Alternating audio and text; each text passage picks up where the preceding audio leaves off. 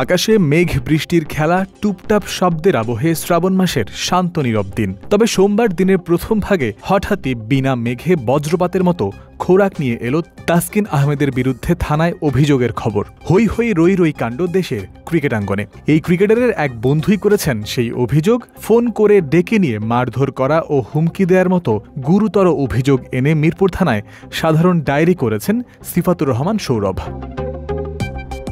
এই খবর ছড়িয়ে পড়ার পর তা বাংলাদেশ ক্রিকেট বোর্ডের নজরেও এসেছে। বেশ খানিকটা সময় এ ব্যাপারে তাসকিনের কাছে পৌঁছানো যায়নি ফোন কল বা অন্য কোনো মাধ্যমে। তবে শেষ পর্যন্ত এদিন বিকাল নাগাদ ফোনে পাওয়া গেছে জাতীয় দলের এই ক্রিকেটারকে। ক্রিক ফ্রেন্ডজির সাথে আলাপকালে নিজের বিরুদ্ধে আনা সকল অভিযোগ অস্বীকার করেছেন তাসকিন। নির্দোষ হিসেবেই দাবি করেছেন নিজেকে।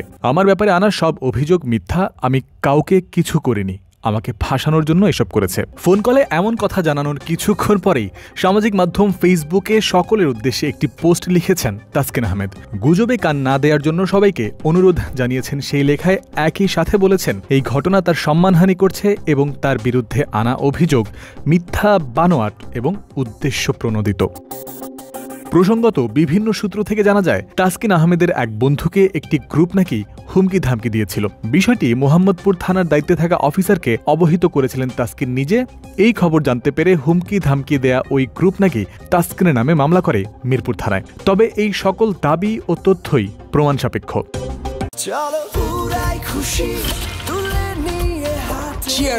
চলো উড়াই খুশি।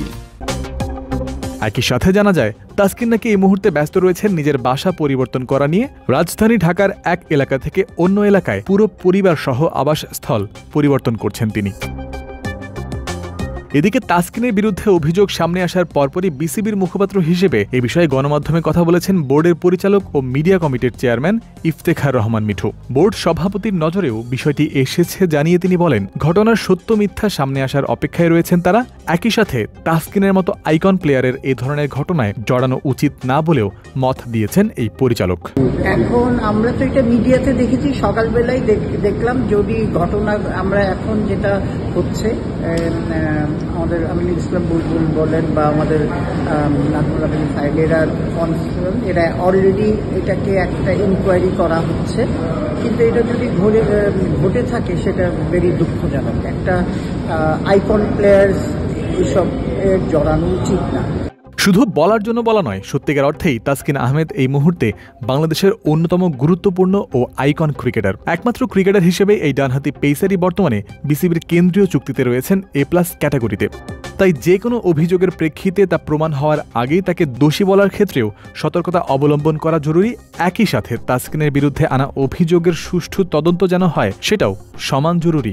কেননা তাসকিনের নির্দোষ বা দোষী প্রমাণিত হওয়ার সাথে ক্রিকেট বিশ্বের সামনে বাংলাদেশের ইমেজ কেমন দাঁড়ায় সেই বিষয়টিরও রয়েছে গভীর সম্পর্ক।